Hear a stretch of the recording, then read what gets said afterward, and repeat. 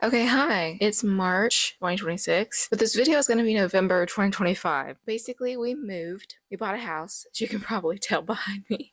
I'm on the floor in the room that my desk will be, and my computer and stuff is set up on a number of boxes. It's just how it is. Anyway, this video is from November, so keep that in mind when you watch it. I'm about to edit it, so I may just pop in randomly with like notes or actually that wasn't true, actually that didn't happen, etc. And yeah, hope you enjoy.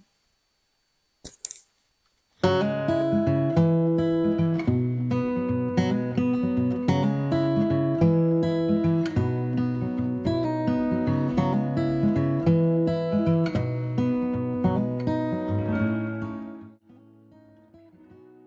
haven't had hot chocolate in literally forever, maybe since spring. Funnily enough, I haven't had a hot cocoa since this video, and it's spring now. All right, new video. Hi.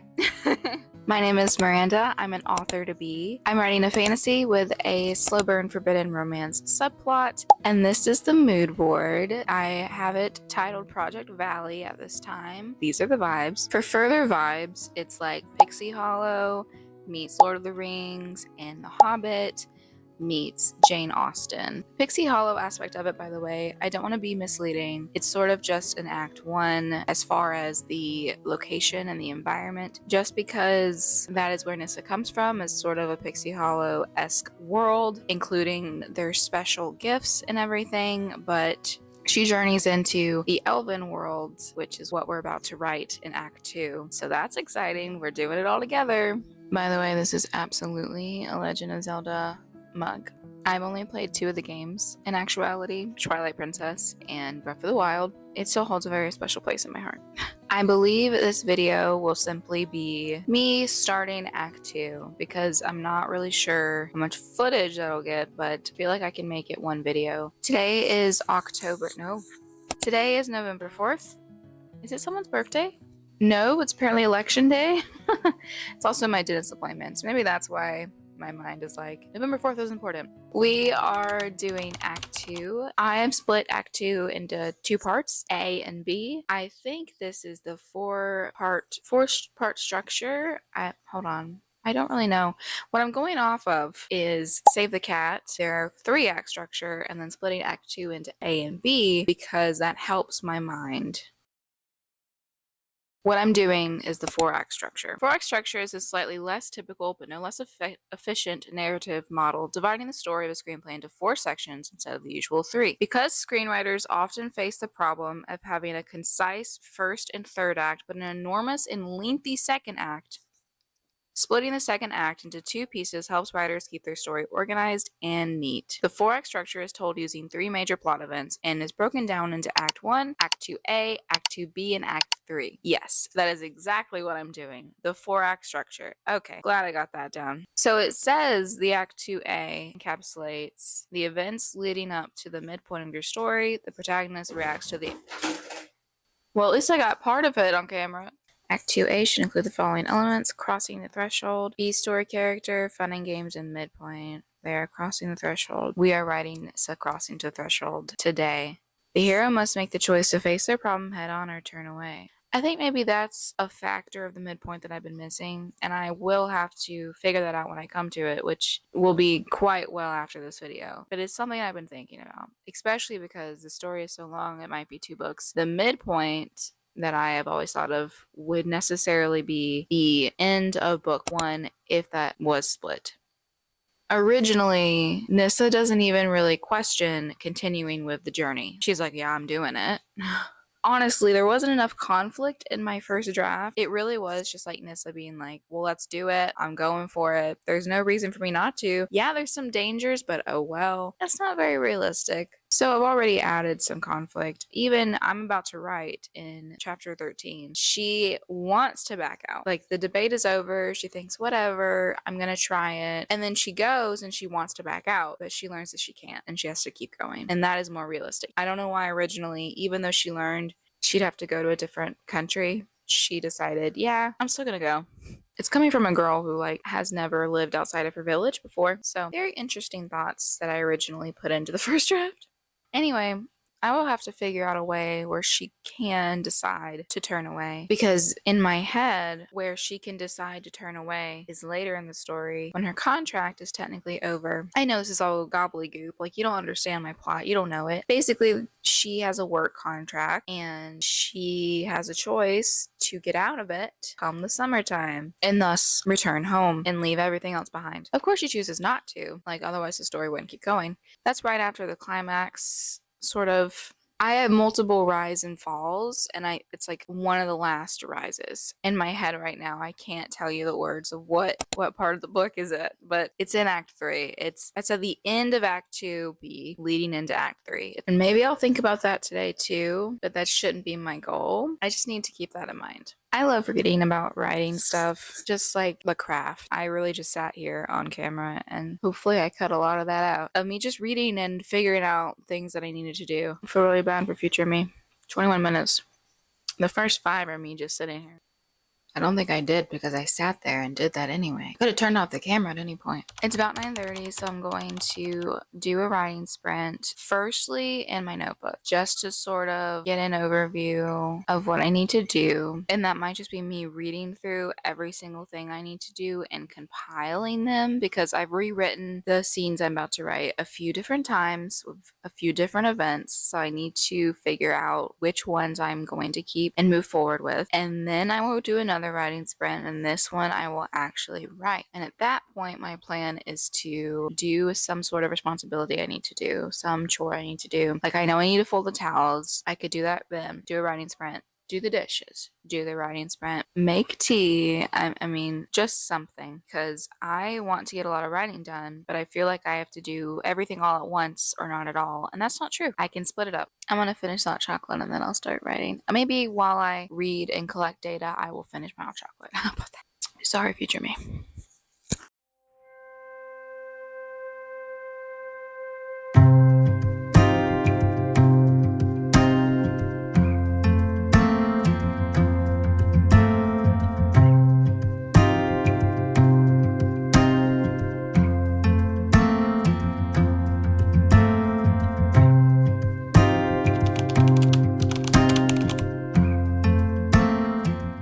I'm just checking in today. I need to do that. I need to just check in because that helps me stay a little more accountable. I have written over 300 words already today, which isn't a lot, but I also wrote in my Notion about plans and things I came up with that make sense, that have solved some plot holes that I just ignored for a little bit because it wasn't going to come up till later, but I had the ideas, so I wrote them down. It's just not technically currently in draft 2. I have it in the notes, so like, it's not counted in my word count, but I count it in my head. It has come to my attention more that I really am under a time crunch, and there's nothing I can do or say about it that makes it not a time crunch. I'm supposed to be done with this by January 1st. I've said Christmas, but that's just because I don't know how much writing I can do right after Christmas, so it's sort of my date. Hate to spoil it for you, but we didn't make that date because we bought a house. Still on draft 2, but making progress. I'm gonna listen to this is the playlist title. It's 1950s vintage autumn with soft oldies music playing in another room. I like these kind of videos. So I'm gonna play that while I write some more. Actually, I might do the dishes first and then write some more. Send me good vibes. I need it.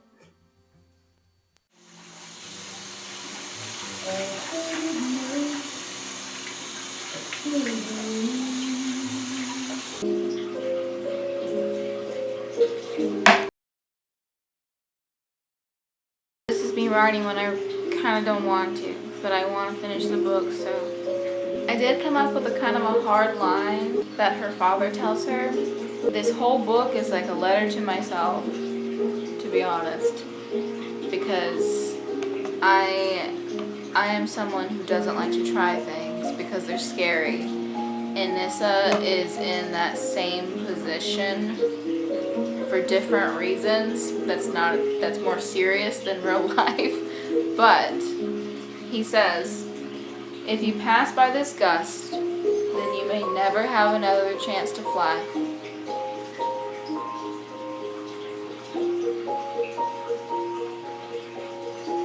Ain't that the truth?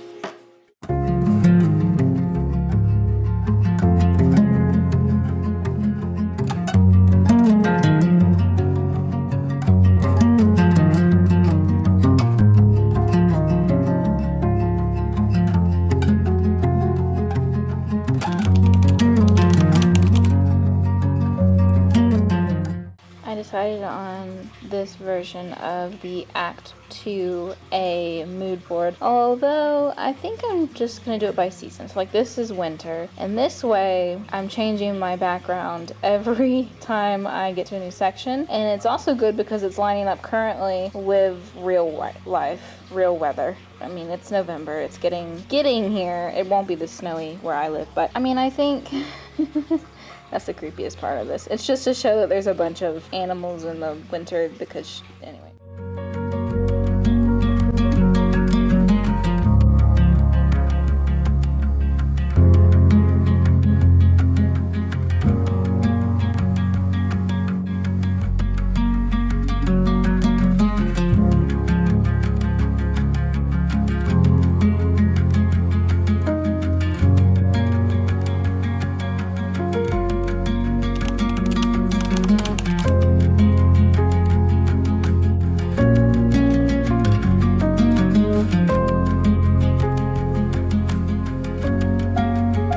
I turned on the camera and sat there and ate cake for like 14 minutes before I started talking to you. Yes, I got a really cute shot of Sylvie. I don't know what I was thinking.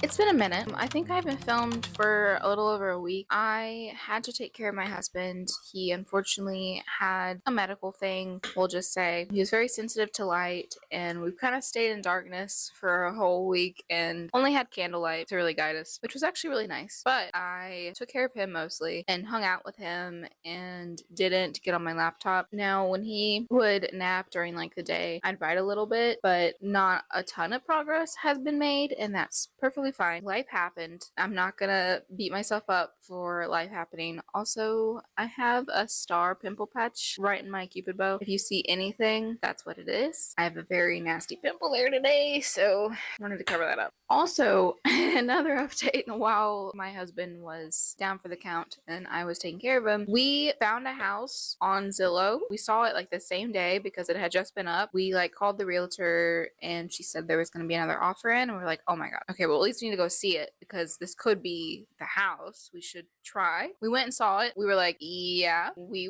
would love living here, and we know that whatever house we're getting is not the forever house. We know it's a stepping stone house, but we wanted room to grow, which is a hard genre of houses because it's a little outside of our price limit, so it's trying to find that gem. It also has a full acre and sort of in the countryside. It's on a giant hill going down, the house in the middle, like half an acre's in the front and half an acre's in the back. I've never lived on a hill like that, but I thought it was very cute, and my husband and I were like, all right, let's try. We got the house on that, and we've tried it before and it has not worked out. Someone's always beat us, but this time there was only one person and they went in right for the asking price and then said up to a certain amount, and that amount was just a little higher than what we put in and still below our limit of how much we put in. That might be a little complicated the way I talked about it, but we got it. Sylvie, are you eating my— oh my gosh, hold on, Sylvie just ate the crumbs out of this. We've gotten past the inspection stage. It inspected fine. There were a few things that we would like done, and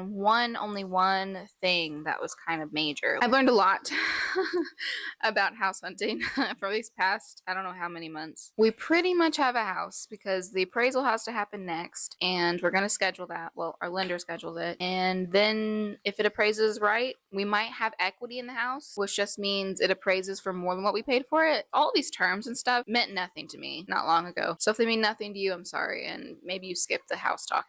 I don't know how much of that I'm going to put in. Not a lot of it. Okay, we are on to writer chat finally. I recently decided the title of this video, so you already know what I didn't know at the beginning. But Project Valley was going to be 2 books. It's going to be a duology. I think that's a little crazy. I know that wasn't really what I intended, which scares me. I just know logistically that this would be better for the reader and the writer, that this turns into 2 books, that it turns into a sequel deal. And you know, I like a good book that has a sequel and it stops there. I think there's a lot of trilogies in the world now because they got really popular with like Hunger Games, Divergent, like that time period. Trilogies got really popular. I think I was scared that I was considering it a trilogy for some reason. Just because it's too long, no, it can be a duology. And that would be, let me think, is that 75,000? Let me do some math.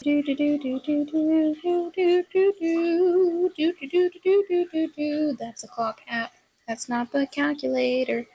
Thanks. Yes, that is 75,000. I love when I can do math. It doesn't happen a lot anymore. That would be like roughly the size of the book, and I can add more to make it more. More.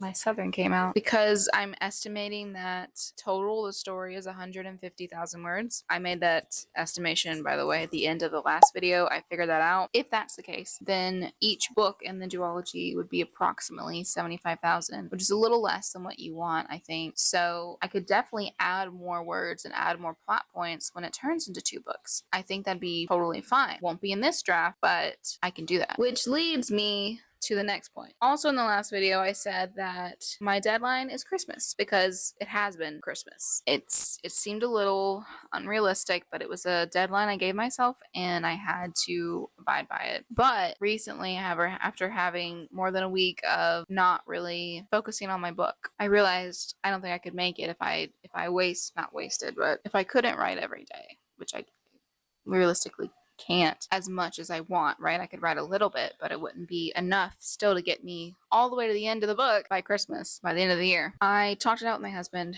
and if the book is split into 2, draft 2, V2, by the end of the year, if I have it where the book ends where I think it would end.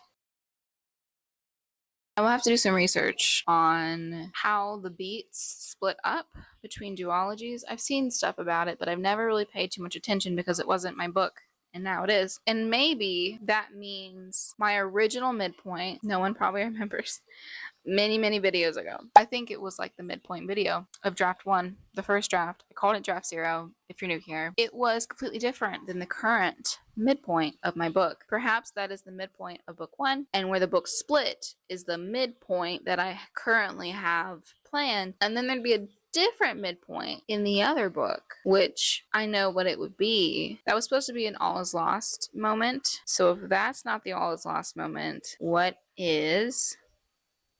I don't know. I'd have to really figure it out. I think for the remainder of 2025, I'm going to focus on making book 1, draft 2. This is going to be very strange. I technically have finished draft 1 of both books because I wrote it as one book. Sort of puts me ahead, I guess. So this would still be draft 2. And I guess depending on how book 1 ends, I need to re-outline book 2 and make sure it's still functional. There's a lot of logistics that I'm going to have to figure out very soon, but it's exciting logistics. Anyway, I'm just going to push through, and I think knowing that the end of book 1 is actually not incredibly far off.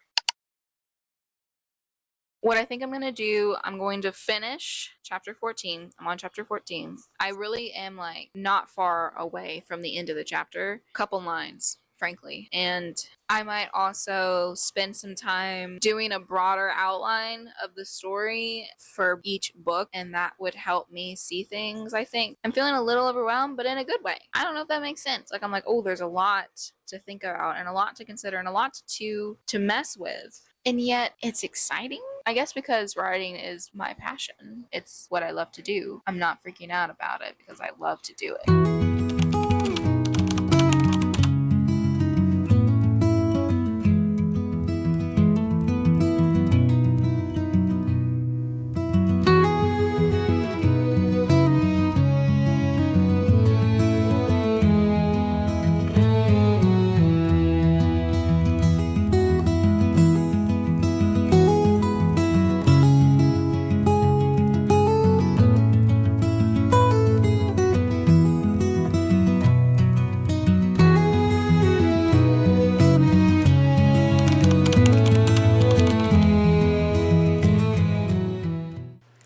Today is November 21st. It is a Friday. I didn't film at all yesterday, but I did write a lot. It wasn't productive though for draft 2. It was just me figuring out the ending, mostly, of the story. I thought I had the ending before, but because I've changed so many things, and then because I made this into a duology, the ending also that I originally had was not great. Lackluster, I guess you could call it. But I figured out some things and I wrote a lot of ideas down, sort of in the structure of a story like a first draft. It is really like it's tension filled. It is kind of hard hitting. It is dangerous. It is crazy because the rest of the book is not really like that. It's sort of like, oh, the book is great, and then the last however many pages is insane. I didn't think my book would become that, but I think I've accomplished that, which is weird. It would not have fit if this was all one book. First of all, I would have added an entirely new section. That would have been, even more writing that was extreme and made the book longer, but it wouldn't have fit in the beats of the story. But if I split this into two, it absolutely does. The original crazy chaos chapter that I originally wrote in draft 1, I mentioned it in a video long ago. That one is supposed to be the last big chaos, and then it's sort of like, we can't see my hand. Big chaos, and then it's sort of like, falls down. Opposite direction for you guys, hold on. Like that. But if I add this section, it's another big hump in the plot line, another big climax in the plot line. And that wouldn't have made sense, but now it does. That would then be the last, and the one I had written would be the all is lost moment, and then Dark Night of the Soul, and that makes much more sense. I think I have more fun writing villain actions than my hero's actions sometimes. It's just so different. It's so different than what I normally would go for, so it's crazy.